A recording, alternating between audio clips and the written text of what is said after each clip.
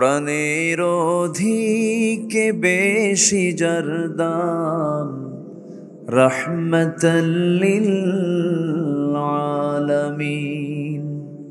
প্রাণের অধিকে বেশি যার দাম, রাহমাতাল লিল আলামিন। জানো কি তোমরা তাহার নাম, রাহমাতাল লিল আলামিন। অসহায়ের বুকে যে জন গোপনে করে সওয়ার, দুরুদ পড়ে সুবহে ও শাম, রাহমাতাল লিল আলামিন। জানো কি তোমরা তাহার নাম, রাহমাতাল লিল আলামিন।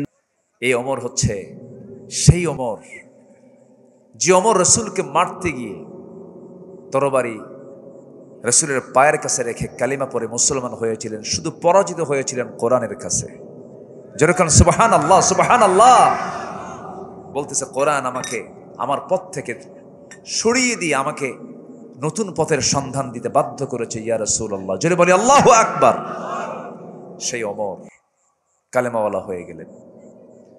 কি শাসক তিনি হলেন! আমানতদার শাসক তিনি ছিলেন। যেদিন তিনি ক্ষমতা পেয়েছেন সেই দিন থেকে নিয়ে মৃত্যুর দিন পর্যন্ত একটা রাত তিনি আরামে নিজের পিঠটাকে বিছানায় রাখতে দিতে পারেন নাই, ঘুমাতে পারেন নাই। জনগণকে দেখার জন্য সর্বক্ষণ ব্যাকুল থাকতেন, সর্বক্ষণ তিনি পেরেশান থাকতেন। প্রথম খলিফার খেলাফত আমল, প্রথম খলিফার আমলে প্রথম খলিফা সাইয়্যিদনা আবু বকর সিদ্দিক রাদিয়াল্লাহু তাআলা আনহু তিনি খেলাফতের দায়িত্ব গ্রহণ করেছেন। তার এক প্রতিবেশী ছিল, সেই প্রতিবেশীর বাড়িতে তিনি প্রত্যেক দিন যেতেন। প্রতিবেশীর কেউ ছিল না, স্বামী ছিল না, ছেলে মেয়ে কেউ ছিল না, বুড়ি মানুষ, বয়স্ক মানুষ, চোখে দেখেন না। প্রত্যেকটা রাত্রি সাইয়্যিদনা আবু বকর প্রতিবেশী বুড়ি মহিলার বাড়িতে যেতেন, তার কাপড় চোপড়গুলো ধুয়ে ধুয়ে দিতেন, খাবার টাবারগুলো জোগাড় করে দিতেন, সংগ্রহ করে দিতেন। প্রত্যেকটা রাতে তার এই ডিউটি ছিল। যখন তিনি খেলাফতের দায়িত্ব পেলেন, মহিলা কান্দে আর মনে মনে চিন্তা করে, আমার আবু বকর তো দায়িত্ব পেয়ে গেল, বুঝি আমার খেদমত আর করা হবে না। পরের রাত্রিতে এসে বলছে, মা আপনি চিন্তা করবেন না, খলিফা আবু বকর খলিফা হয়েছে। এই খলিফা পাওয়ার আগে, এই পদ পাওয়ার আগে যে দায়িত্ব ছিল, সেই সমান দায়িত্ব খলিফা আবু বকর আপনার করে যাবে। যেরকম সুবহানাল্লাহ। প্রত্যেকটা দিন, প্রত্যেকটা রাত্রি তিনি আসেন। শেষ রাত্রে তিনি এসে ওই মহিলার খেদমত করে যান, সব কাজগুলো জোগাড় করে যান। সাইয়েদনা ওমর ফারুক রাদিয়াল্লাহু আনহু মনে মনে চিন্তা করলেন, এ তো আমারও প্রতিবেশী, খলিফা আবু বকর খলিফা হয়ে গেছেন, এখন তো এই মহিলার দেখার দায়িত্ব আমার, আমি দেখব। এই চিন্তা করে এক রাতে তিনি এসে দরজায় নক করেছেন, বুড়িমা দরজা খুলুন, আমি আপনার সেবা করতে আসছি। কেন সেবার প্রয়োজন নাই কেন, একজন সেবা করে চলে গেছে। ভাবলেন আজকে রাত্রে কে সেবা করলো? আবু বকর ভাই তো আমার খলিফা হয়ে গেছে, তার তো সময় নাই। পরপর 3টা রাত ওই বুড়ি মহিলার দরজার পাশে লুকোচুরি করে দেখতে নেন, কিন্তু দেখতে পান না। 4র্থ দিন তাকে ধরে ফেলেছেন, খপ করে তার হাত চেপে ধরেই দেখেন কেউ না, প্রথম খলিফা আবু বকর সিদ্দিক রাদিয়াল্লাহু তাআলা আনহু। ওমর ফারুক বলছেন, ভাই রে, খেলাফতের দায়িত্ব গ্রহণও করবেন, আবার রাত জেগে জেগে এই সমস্ত কাজগুলো করবেন, আমাদের কিছু করার সুযোগ দেন। প্রথম খলিফা আবু বকর বলছেন, ওমর হাসরের ময়দানে আমার বোঝা তো তোমার পিঠে যাবে না, প্রতিবেশীর হক আমাকে আদায় করতে দাও। একটানা 2 বছর প্রথম খলিফা আবু বকর সিদ্দিক রাদিয়াল্লাহু আনহু ওই মহিলার খেদমত করে গেছেন।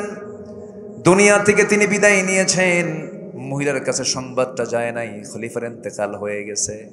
দ্বিতীয় খলিফার দায়িত্ব যখন গ্রহণ করেছেন ওমর ফারুক রাদিয়াল্লাহু তাআলা আনহু, তার রেখে যাওয়া দায়িত্ব তিনি এবার পেলেন। ওই মহিলার বাড়িতে গেলেন, দরজায় কড়া নাড়লেন, দরজা খুলে দিয়েছে। মহিলা জানে না আবু বকর মারা গেছে। ওমর ফারুক ভিতরে ঢুকে কাজ টাজ করে দিয়েছেন, সবকিছু ধোয়া কমপ্লিট করে ফেলেছেন। সবকিছু প্রস্তুত করে দিয়ে তিনি বের হয়ে আসছেন।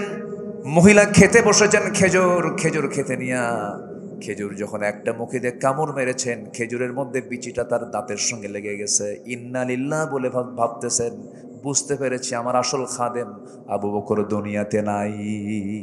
কারণ আমার আবু বকর যখন আমার খেদমত করতে আসতো, সে শুধু খেজুরগুলো ধুয়ে দিত না, খেজুরের ভিতরে রাখা সেই সমস্ত খেজুরের যে বিচিগুলো সে ছড়ায়া দিত, যেন আমার খেতে কোনো কষ্ট না হয়। আমার আবু বকর দুনিয়াতে নাই, নতুন খাদেম আমার ঘরে ঢুকছে। যেরকম সুবহানাল্লাহ। তারা কি ছিলেন, এক একজন আরেকজনের থেকে আরো উন্নত চরিত্র ছিল। আল্লাহু আকবার। মহিলা বুঝতে পেরেছেন যে আমার আবু বকর চলে গেছে। আমার আবু বকর খেজুরটা শুধু ধুয়ে দিত না, বিচি শুদ্ধ আলাদা করে দিত। আল্লাহু আকবার বলে। একদিন রাতের আধারে সাইয়্যিদিনা আবু বকর সিদ্দিক রাদিয়াল্লাহু তাআলা আনহু খালি পায়ে হাঁটতেছেন, পাথর আলো রাস্তা, খালি পায়ে হেঁটে হেঁটে যাচ্ছিলেন। এমন সময় ওমরে ফারুক তাকে দেখে ফেলে বলছেন, আবু বকর সিদ্দিক রাদিয়াল্লাহু আনহু খলিফাতুল মুসলিমিন, আপনি খালি পায়ে হাঁটতেছেন, পাথরের চোকা পাথরের আঘাতে আপনার পা ফেটে যাবে, রক্তাক্ত হয়ে যাবেন। জুতা পায়ে কেন হাঁটছেন না আপনি? এই গভীর রাত্রিতে চোখে দেখতেছেন না, পা তো ক্ষতিগ্রস্ত হয়ে যাবে। তিনি বলছেন, ওমর, আমি জুতা পায়ে হাঁটবো কেমনে? জুতার তলার সাথে পাথরের একটা আঘাত লাগবে, একটা বড় আওয়াজ সৃষ্টি হয়ে যাবে। সে আওয়াজে যদি এই গভীর রাতে যদি আমার জনগণের ঘুমের যদি কোনো ব্যাঘাত হয়ে যায়, কিয়ামতের দিন আমি আবু বকর আমাকে আসামির কাঠগড়ায় দাঁড়িয়ে তারা জবাবদিহি করা লাগবে। আল্লাহু আকবার বলবেন না? এই জন্য আমি খালি পায়ে হাঁটতেছি, আমার জনগণের জন্য ঘুমের ব্যাঘাত না হয়। আর নেতা আসবেন ঢাকা থেকে নওগাঁ, 3 ঘন্টা হাইওয়ে বন্ধ, নেতার গাড়ির সামনে 50, পিছনে 50টা গাড়ি। আর ওমরে ফারুক অর্ধ দুনিয়ার শাসনকর্তা, কেউ নাই, সামনেও নাই, পিছনেও নাই, একা ছোট্ট একটা ছড়ি নিয়ে গোটা রাজত্ব করেছেন, কাউকে লাগে নাই। আল্লাহু আকবার বলেন। দিলে ছিল কার ভয়? কার ভয় ছিল? আল্লাহর ভয়। একজন খাদেমকে সাথে নিয়ে তিনি উঠে চড়ে বের হয়েছেন, চলে গেছেন তিনি জেরুজালেমের উদ্দেশ্যে।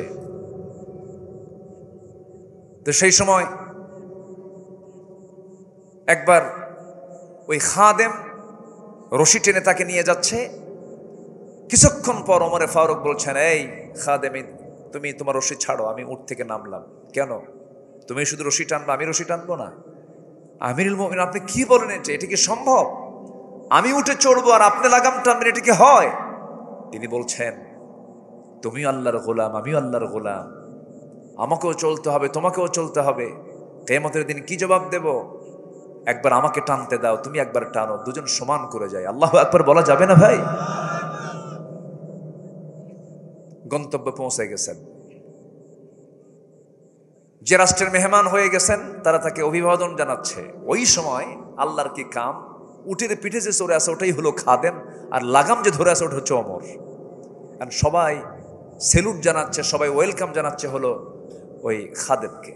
খাদেমকে আমি না, ও যে ওমর, ও যে রশি ধরে আছে। সুবহানাল্লাহ বলবেন না? কি ছিল তাদের সোনালী জীবন। রাষ্ট্রের পক্ষ থেকে মধু পেয়েছেন। কি পেয়েছেন বলেন তো? মধু, 1 বোতল মধু। 1 বোতল মধু নিয়ে বাড়িতে চলে আসলেন। বউটাকে ডাক দিয়ে বলছেন, বউ আমার, জান্নাতের খাবার, জান্নাতের শরাব, জান্নাতের খাবার, এই মধু তোমার জন্য নিয়ে আসছে রাষ্ট্রের পক্ষ থেকে। একা নিতে পারবো না, 5টা ভাগ করতে হবে, প্রতিবেশী সহ খেতে হবে। ভাগ করো, 5 ভাগ করো, 1 ভাগ আমাদের, বাকি ভাগ প্রতিবেশীর। স্ত্রী হাতে মধুর বোতল দিয়ে যখন বলেন ভাগ করো, ভাগ করতে শুরু করেছেন, তৎক্ষণাৎ বউটাকে আস্তে করে ডাক দিয়ে বলছেন, বউ আমার, রাগ করো না, তো আমি তোমাকে ভাগ করতে দেব না, দাও বোতলটা দাও।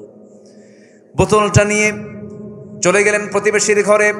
প্রতিবেশীর ঘরে গিয়ে বলছেন, প্রতিবেশী, এই যে বোতল দিলাম মধুর, সমান 5টা ভাগে ভাগ করে আমাকে 1টা ভাগ দিয়ে বাকি 4 ভাগ তোমরা সমানভাবে নিয়ে নিবা। সেই মধুর যে অংশের 5 ভাগের 1 ভাগ অংশটুকু নিয়ে সেই বোতল, সেই মধুটা নিয়ে এবার স্ত্রীর সামনে চলে আসছেন। বলুন তো, কোন স্বামী যদি স্ত্রীর সামনে থেকে যদি এরকম করে মধুর বোতল ভাগের দায়িত্ব দেওয়ার পরও যদি আবার নিয়ে নেয়, কি মন কি একটু খারাপ হতে পারে নাকি? হ্যাঁ, লাগতে পারে। আপনাদের বউরা মনে হয় সবাই রাবেয়া বসরি মনে হয়, ভাবসাব তো খুব ভালোই মনে হচ্ছে। লাগতে পারে।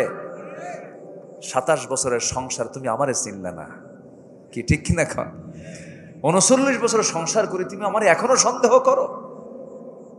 আমি বাপের বাড়ি চলে গেলাম, কি আছে কিনা আচ্ছা, কিন্তু সাইয়েদনা ওমর ফারুকের বউ তার আমার আপনার বউয়ের মতো না। তাদের মানসিকতা খুব উন্নত ছিল। একটু মন খারাপ হয়েছে, কিচ্ছু বললেন না, চুপচাপ ছিলেন। ওমর ফারুক রাদিয়াল্লাহু তাআলা আনহু আস্তে করে চলে আসলেন, এসে বলছেন, আমার স্ত্রী, মন খারাপ করো না, আমি তোমাকে দারুণ মোহাব্বত করি, তোমাকে সম্মান করি। আমি রাষ্ট্র চালাই, তুমি আমার পরিবার চালাও। তুমি যদি আমার পরিবার চালাতে ব্যর্থ হতে, আমি রাষ্ট্র চালাতেও ব্যর্থ হয়ে যেতাম। তুমি আমার পরিবারকে তুমি সামলাও, অনেক বড় তুমি খেদমত করো, আমি চিরকৃতজ্ঞ তোমার কাছে। কিন্তু তুমি আমাকে সন্দেহ করো না, আল্লাহর কসম আমি তোমাকে সন্দেহ করে তোমার হাত থেকে মধুর বোতলটা নেই নাই। মধুর বোতলটা নেওয়ার হেতু হলো, মধুর বোতলটা নেওয়ার কারণ হলো, মধুর বোতল আমি এই জন্য নিয়েছি, আমি তোমাকে ভাগের জন্য করতে দেই নাই। তুমি সমান ভাগই ভাগ করবে, কিন্তু যে মধুটা ভাগ করতে যাবে অন্তত সমান হলেও কিছু মধু তো তার হাতে লেগে যাবে, তোমার হাতে লেগে যাবে। এটা 1 ফোঁটা হোক 2 ফোঁটা হোক, এই যে 1 ফোঁটা 2 ফোঁটা মধু আমাদের ভাগে বেশি আসবে, এটা আমি চাই নাই মনে করে মধুভাগের দায়িত্ব আমরা অন্যের কাঁধে চাপায়া দিয়েছি। সুবহানাল্লাহ বলা যাবে না? এগুলোর নাম আমানত। এগুলোর নাম কি বলেন? আমানত। ওমর ফারুক রাদিয়াল্লাহু তাআলা আনহু কোন এক রাতের আধারে সাইয়েদনা আলীকে সাথে নিয়ে প্রত্যন্ত অঞ্চলে চলে গেলেন। গ্রামীণ জীবনের একদম রুট লেভেলে চলে গেছেন। প্রত্যন্ত চলে গিয়ে দেখেন ছোট্ট একটা কুঠির ঘরের মধ্যে একজন বুড়িমা বসে আছে। বুড়িমাকে ডাক দিয়ে বলছেন, বুড়িমা কেমন আছেন? ভালো, তবে খুব ভালো না। কেন? ওমর লোকটা ভালো না। কে ভালো না? কার সামনে কয়? খলিফার সামনে বলে। আমি কি আলোচনা করব ভাই? আচ্ছা, কেন ভালো না? কি হয়েছে? কি সে তো আমাকে দেখতেই আসে না, সে আমাকে দেখতেই আসে না। কিন্তু সামনে কে কে কে দাঁড়ায় আছে? কে দাঁড়ায় আছে? ওমর ফারুক। সাইয়েদনা ওমর ফারুক বললেন, মা, ওমর দেখতে আসবে কেমনে? কারণ ওমর যে আপনাকে দেখতে আসবে সেই মদিনা থেকে আপনার বাড়িটা বহু দূর, প্রত্যন্ত অঞ্চল, এত দূর কি আসা যায় নাকি? ওমর তো এই জন্য আসতে পারে না। নিজের পরিচয় গোপন করলেন।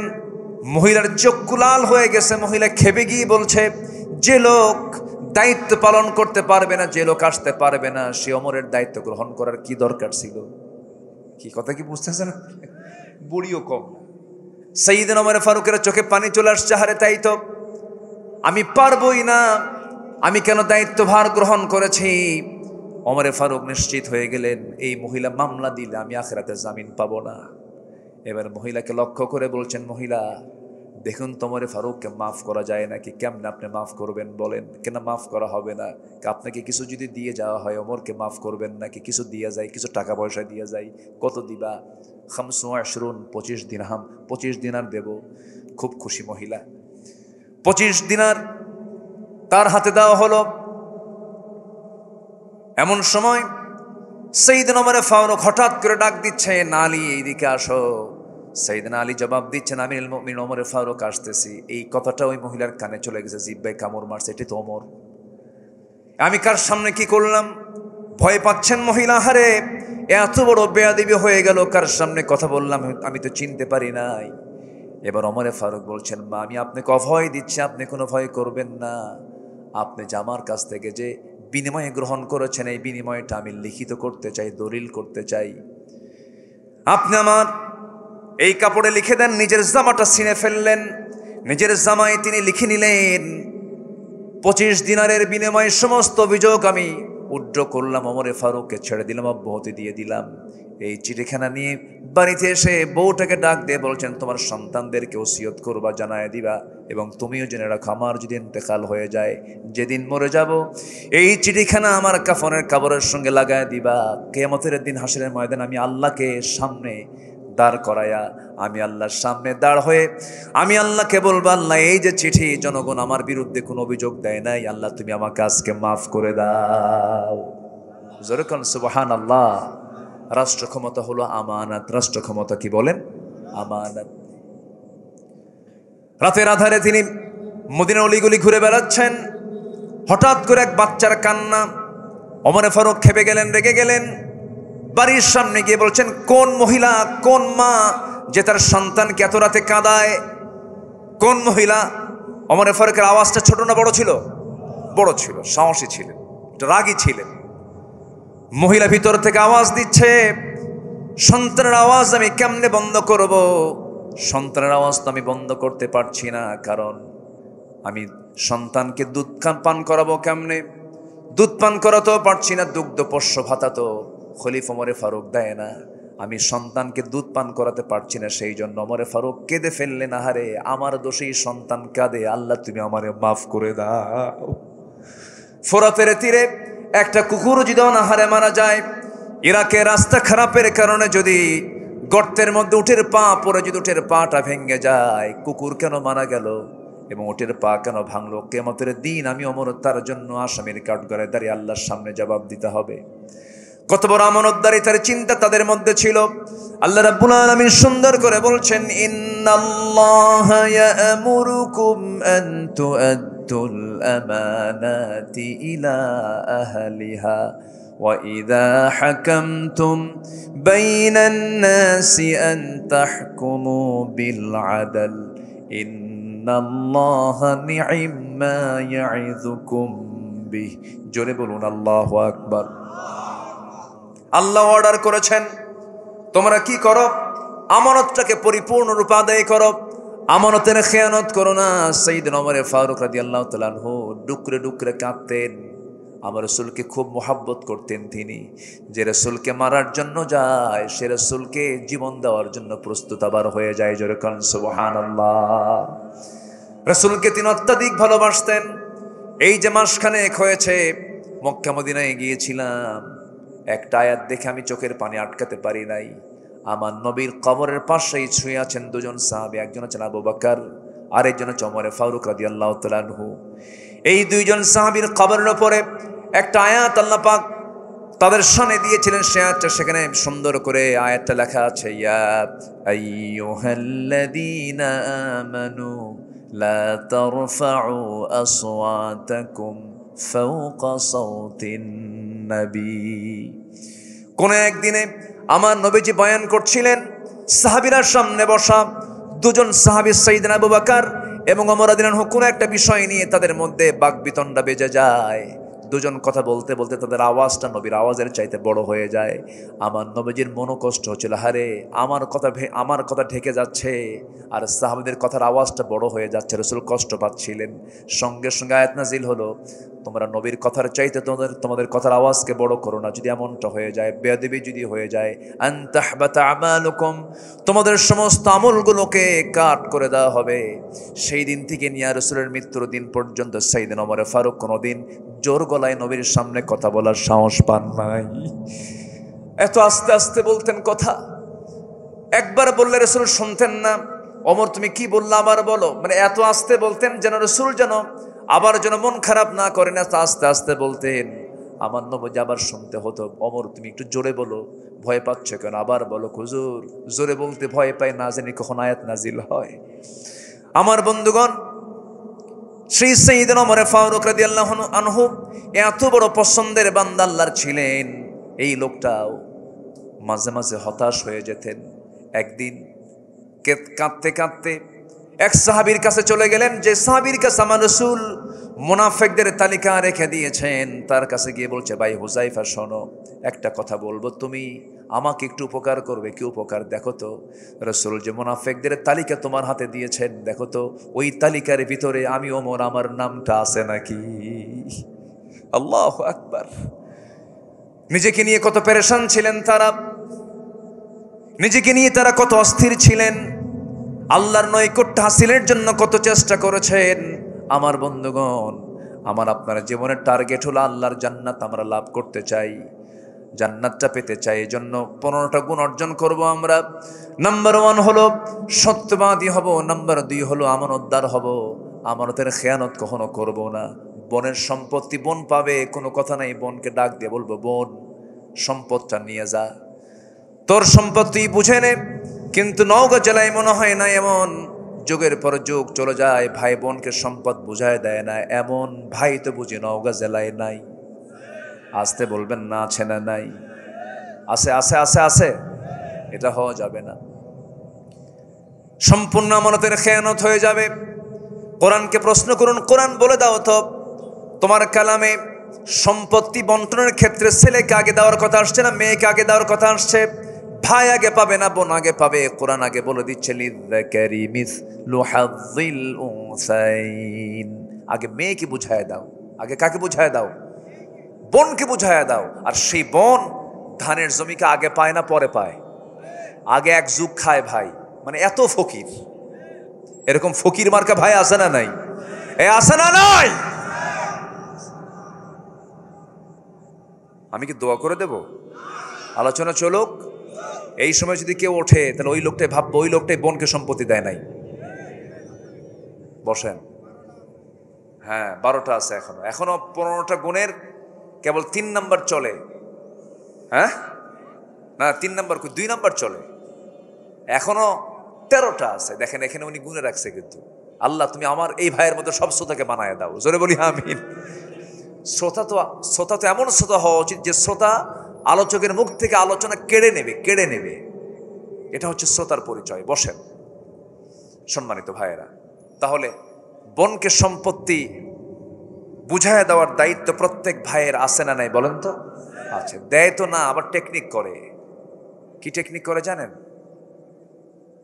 টাঙ্গাইলের চমচম, বগুড়ার দই, নাটোরের কাঁচাগোল্লা, যশোরের খই, নওগাঁর আম, আর ময়মনসিংহের কাঁঠাল সব এক জায়গায় জড়ো করে শীতের ভিতরে মাঝে মাঝে দাওয়াত দেয়। বছরে 2-1 বার দাওয়াত দিয়ে বোনকে জন্মের খাওয়ান খাওয়ায়। 1 কোটি টাকার সম্পত্তি বোন থেকে, মানে বোন পাবে ভাইয়ের কাছ থেকে 1 কোটি টাকা। হজে গিয়া বোনের সম্পত্তির ধান বিছা হজ করছে। হজে ফেরত আসা বোনের সম্পত্তির টাকা দিয়েই 2 ভরি স্বর্ণের চেন কিনছে। চেন কিনে নিয়ে এসে সব কিছু খাওয়ায় দাওয়ায় শেষ পর্যন্ত গলার ভিতরে একটা চেন ঢুকায় দিয়ে বলে, বোন একটা কথা বলি কি, একটু কাছে বসো, তুমি আমার বড় বোন না? হ্যাঁ। তোমার সংসার হয়ে গেছে? হ্যাঁ। কত কষ্টে আছে তোমার ভাই, একটা কথা বলি বোন, কি অংশ নিলে না ধ্বংস হয়? দেখছেন কত বড় বাটপার। এ আছে না নাই? আছে না নাই? কি আমানতদারিতা দেখেন। হজ করে আসছে, কিন্তু কি কষ্ট পাচ্ছেন আপনারা? না ভাবতেছেন হুজুর ওয়াজ শুনতে এসে তো বিপদে পড়ে গেলাম, সম্পত্তি ভাগ হয়ে গেল, এরকম ভাবতেছেন নাকি? দিয়ে দেন, জান্নাত বুঝে নেন। জোরে কান সুবহানাল্লাহ। দিয়ে দিবেন, কি বুঝে নেবেন? জান্নাত বুঝে নেবেন। সর্বনিম্ন জান্নাত হবে 10টা পৃথিবীর মতো একটা জান্নাত। আর সামান্য দুনিয়ার এই সুতোমুতা নিয়ে আপনি এত টেনশন করতেছেন। সর্বনিম্ন জান্নাত হবে 10টা পৃথিবীর মতো একটা জান্নাত। কল্পনার বাইরে এটা কল্পনাই করতে পারবেন না। জান্নাতের মধ্যে থাকবে 4টা নহর। কটা নহর বলেন? দুধের নহর, শরাবের নহর, মধুর নহর, পানির নহর। সুবহানাল্লাহ বলা যাবে না ভাই? দুনিয়ার পানি খাইলে মানুষ বুড়া হয়, দুনিয়ার মধু খেলে মানুষ বুড়া হয়, আর দুনিয়ার শরাব মদ খাইলে তো লিভার পয়সা চোখ লাল হয়ে শেষ হয়ে যায়। কিন্তু জান্নাতের যে শরাব, জান্নাতের যে মধু, জান্নাতের যে পানি, জান্নাতের যে দুধ, এটা পান করলে কোনোদিন ওই বান্দা বুড়া হবে না। কেউ তো সুবহানাল্লাহ বললেন না। কোনোদিন বুড়া হবে না। মন যা চাবে তাই খাবেন, মন যা চাবে আপনি তাই পাবেন সেখানে। এমন কিছু নাই যা বাদ পড়ছে। এই ওয়াজ একদিন করলাম এক জায়গায়, এক বুড়া চাচার সামনে দাঁড়ায় বলে, হুজুর মন যা চায় তাই যদি পাই, কিন্তু একটা টেনশন আছে হুজুর। কি? আপনি তো বিড়ির বিরুদ্ধে খুব ওয়াজ করলেন, বিড়ি নাই। জান্নাতে এই পচা জিনিস থাকবে কন্ত? যে বিড়ি খায় তার গন্ধ কেমন লাগে বলেন তো? হ্যাঁ, দুর্গন্ধ কার কাছে? যে বিড়ি খায় না। আর যে বিড়ি খায় তার কাছে মনে হয় জান্নাতের রুহানি ফায়াজ পাচ্ছে। কেমনে যে খায়। আল্লাহ তুমি নেশা থেকে ইমানদারকে বাঁচাও, জোরে বলি আমিন। কোন নেশা ইমানদারের জীবনে আসতে পারে না। মাহফিল এসে আবার প্রশ্ন করে, হুজুর বিড়ি খাওয়া কি জায়েজ আছে? মানে উনি জায়েজের চেষ্টায় আছেন। আবার কোনো হারামের দিকে আমরা যাব না, কোনো নেশার দিকে আমরা যাব না। আল্লাহ কবুল করুন, জোরে বলি আমিন। খুব খুশি হলাম, একটা লোক নড়েন নাই, আমি খুবই আনন্দিত। একটু মনোযোগ দিয়ে শুনুন।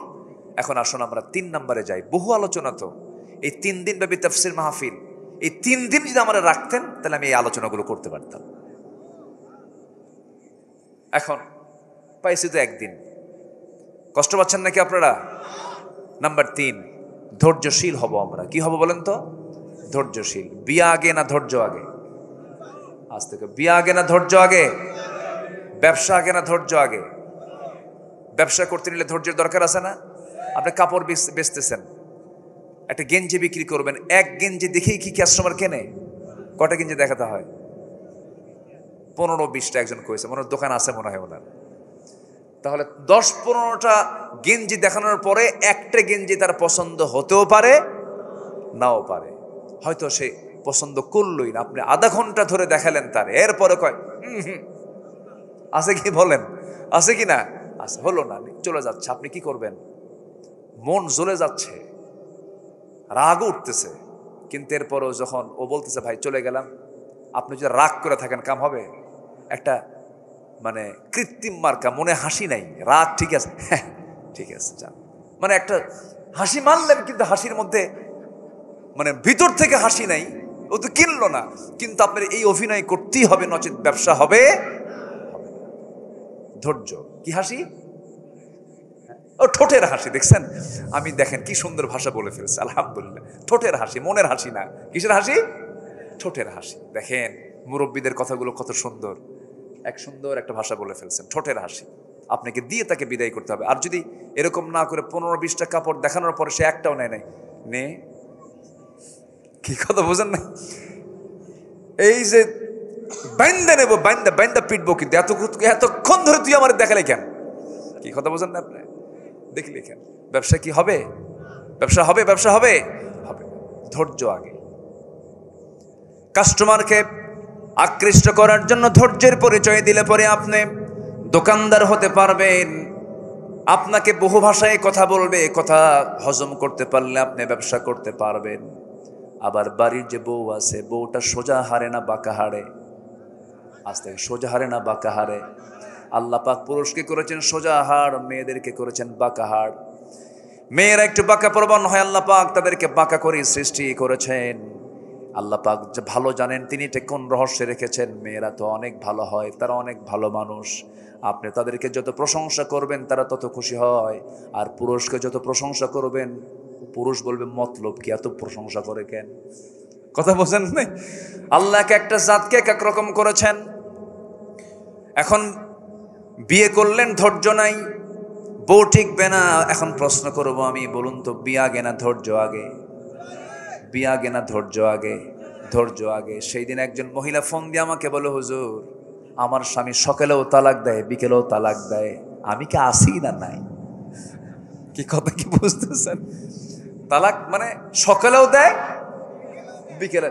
তালাক কি আর এত দেওয়া লাগে? প্রত্যেক দিন তালাক দেয়, প্রত্যেক দিন। কিছু হলেই তালাক মানে। এরকম জাতীয় কিছু পুরুষ আছেই, কিন্তু এই আছে না নাই বলেন তো? আছে না নাই? কিছু হলেই তালাক মারে। এই জাতীয় চরিত্র যাদের, আমি আমার ভাষায় বলবো, বাঁশ গাছের যে ডাল, ওটা কি এলাকায় কি বলে? কঞ্চি। একদম পাকা বাঁশ, যেটা পাকা বাঁশের যে ডালটা আছে, এই ডাল, এই কঞ্চি কেটে 7-8টা এক জায়গায় করে জুত মতো পিটার দরকার। তালাক টালাক দিয়া পরে আমাদেরকে ফোন দিয়ে বলে, হুজুর রাগের ঠেলাই দিছিলাম তালাক, এমনকি শাশুড়ি শুদ্ধও তালাক দিছিলাম, কিন্তু এখন কি করবো হুজুর, উপায় তো নাই, বাচ্চা কাচ্চা আছে, একটু ব্যবস্থা করে, একটু হালাল করে দেওয়া যায় কি? হুজুর কি হালাল করে দেওয়ার মালিক? আশ্চর্য কথা। বিকুব এগুলো সব। অসংখ্য পরিবার আছে স্বামী স্ত্রী পরিচয় লালন করে সংসার করছে, তালাক কোন দিন হয়ে গেছে, রীতিমতো জেনা হচ্ছে, জেনা হচ্ছে, জেনা হচ্ছে। আছে না নাই? এগুলো করা যাবে না। এগুলো হারাম। তালাক নামে আল্লাহ পাক একটা সূরা নাজিল করেছেন, সূরাতুত তালাক। তালাকের পন্থা আছে, পথ আছে। 3 তুহুরে তালাক দিতে হবে, সালিশ ডাকতে হবে, বসতে হবে। ওয়াহজুরুহুন্না ফিল মাদাজি'i, বিছানা পৃথক করে দিতে হবে। বহু পর্ব, সব পর্ববাদ, 100 তালাক। ওরে পিটান দরকার না। এখন বলেন, বিয়ে আগে না ধৈর্য আগে? বলেন, বিয়ে আগে না ধৈর্য আগে? আচ্ছা বলেন তো, এই কথাগুলো বলা কি শুধু জরুরি না মহা জরুরি? এই কথাগুলো কি বলার দরকার আছে? বেকায়দায় পড়ে যায় অনেক ফ্যামিলি, এরকম বেকায়দায় আছে, চরম বেকায়দা। এটা আপনি রাগ করবেন, রাগ করলে আপনি হেরে যাবেন। রাগ কোনো যোগ্যতা না, রাগ হলো জঙ্গল। রাগ কি? আর ধৈর্য হলো বাগান। ধৈর্য কি বলেন? বাগান। রাগে জঙ্গল, জঙ্গল জঙ্গল তো এমনি এমনি হয়। আর ধৈর্য যদি আনেন তখন এটা হয়ে যাবে হলো বাগান। বাগানে পরিশ্রম করতে হয়। ধৈর্য একটা যোগ্যতা। ধৈর্য যার মধ্যে থাকবে সে সাকসেস হবে, দুনিয়াতেও আখিরাতেও। আমরা ধৈর্যশীল হব। জোরে বলি ইনশাআল্লাহ। আর জোরে বলি ইনশাআল্লাহ। সকল নবী রাগী ছিলেন না ধৈর্যশীল ছিলেন? আমাদের আব্বা কে? আদম। বলেন কে কে? বলেন বলেন বলেন। আমাদের জাতির পিতা। এই 16 বছর কিন্তু পেঁচ লাগাইছিল। আমাদের জাতির পিতা কে? আরো যে আমাদের জাতির পিতা কে? এই জায়গায় আর পেঁচ লাগাতে দেব না। যারা পেঁচ লাগাবে, পেঁচ ছুটাইয়া ছাড়বো আমরা। মিল্লাতা আবিকুম ইব্রাহিম। মনে হয় খুব রাগ করতেছেন আপনারা, মনে হয়। জান্নাতের খাবার খেয়েছেন আমার আব্বা আম্মা, আমরাও জান্নাতে গিয়ে জান্নাতের খাবার খাবো। কেউ তো ইনশাল্লাহ কন না? আরে জোরে কয় না ইনশাল্লাহ? জান্নাতে যাবেন না আপনারা? আমাদের বাপের ভিটা কোথায়? অনেকে চিন্তা করছে যে বামনহাট নাকি, বামন ছাতা। মহাদেবপুর বাপের ভিটা না, বাপের ভিটা জান্নাত। মনে থাকবে সবার? সবার কি মনে থাকবে? যেখানেই যা করো না কেন, আমাকে জান্নাত নিতেই হবে, আমাকে জান্নাত নিতেই হবে, আমাকে জান্নাত নিতেই হবে। এটা হলো টার্গেট, এটা হলো প্ল্যান। জান্নাত থেকে দুনিয়াতে চলে আসলেন, কেউ নাই দুনিয়াতে, কেউ নাই। মাত্র কয়জন মানুষ? 2জন। দু প্রান্তে পড়লেন। ধৈর্যের পিরামিড হয়ে আল্লাহর দরবারে দোয়া করলেন, যে দোয়াটা আল্লাহ রাব্বুল আলামিন আমাদেরকেও শিখায়া দিয়েছেন, কোরআনে আসছে। সবাই আমার সঙ্গে ঠোঁট মিলিয়ে বলুন, রব্বানা যালামনা আনফুসানা ওয়া ইল্লাম তাগফির লানা ওয়া তারহামনা লানাকুনান্না মিনাল খাসিরিন। আল্লাহ, জুলুম করেছে নফসের উপরে, মাফ করে দাও। মাফ না করলে আমরা তো ক্ষতিগ্রস্ত হয়ে যাব। দোয়া করেছেন ইব্রাহিম আলাইহিস সালাতু ওয়াস সালাম। তাকে মেরে ফেলার জন্য কোথায় ফেলেছিল? বলেন বলেন বলেন, কোথায় কোথায় কোথায়?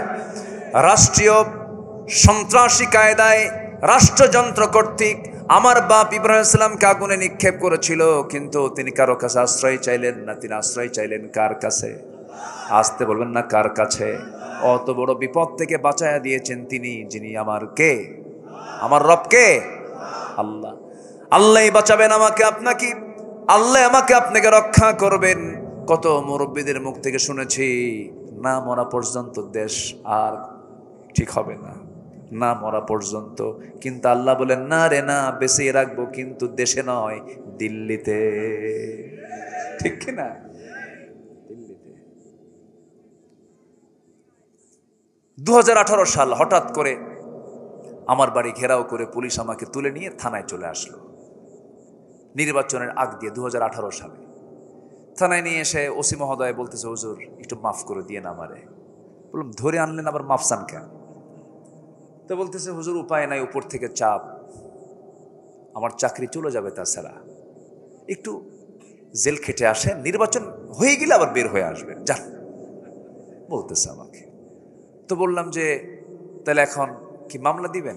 হুজুর কি করবো, উপায় তো নাই, আপনাকে জেলে যেতেই হবে। হুজুর বদদোয়া যেন দিয়েন না, একটু দোয়া করেন। বারবার আমাকে বলতেছে। দেখেন আমার বাচ্চা কাচ্চা আছে, তো চাকরি বাঁচান তো ফরজ। বললাম, ইমান বাঁচান তো নফল। কি বলবো? ধরে নিয়ে চলে গেল জেলখানায়। তারাক দিয়ে আমার চাকরি নাই, জামিন অযোগ্য বিবেচনা করে ব্যাস আমাকে আবার প্রিজন ভ্যানে করে জেলখানায় পৌঁছায় দিল। মূল গেট দিয়ে ভিতরে ঢোকা মাত্রই দেখে এক বুড়া চাচা, চামড়াগুলো কুঁচকে গেছে, 80 ঊর্ধ্ব বয়স, আমাকে দেখেই একটা লম্বা সালাম দিল। সালাম দিয়ে বলে, হুজুর আপনি জেলখানায় ঢুকলেন, খুব খুশি হলাম। তো বললাম যে চাচা আপনি এটা কি করলেন, আপনি খুশি হলেন আমি জেলখানায় ঢুকলাম দেখে? কে বাবা, ওয়াজ শুনতে যাই, কত ওয়াজ শুনছি জীবনে আপনার, কিন্তু এত চেষ্টা করছে মুসাফা করব, তাও পারি নাই। আল্লাহ আজকে আমার এত সহজ করে সামনাসামনি মিলাই দিল, দোয়া করে আপনি জেলখানায় থাকেন। তো বললাম চাচা ঠিক আছে আসছি, থাকি, একসঙ্গী তো থাকবো, কিন্তু আপনি কেন জেলখানা নাতিপুতি থুইয়া? কে বাবা বিস্ফোরক বিস্ফোরক। বললাম বিস্ফোরক মানে? কে বিস্ফোরকের মামলা দিছে বাবা, কিন্তু বিস্ফোরক তো বুঝি না, বিস্ফোরক কি খায় না কি করে? চাচা এটাও বোঝে না বিস্ফোরকটা কি। এই ছিল হালচাল। জুলুম করেছেন। 25 বছর আগে আল্লামা সাইদি বলেছিলেন, গোড়ায় নাড়া দেব, মামু বাড়ি দিল্লি গিয়ে পড়বা। সোজা কোথায় গিয়ে পড়ছে? লন্ডনে, ইতালিতে, আমেরিকায়, ওয়াশিংটনে, পাশে নেপালে, ভুটানে, শ্রীলঙ্কায় পড়ছে। সোজা কোথায়? আল্লামা সাইদি তার নাম। আল্লাহু আকবার বলবেন না?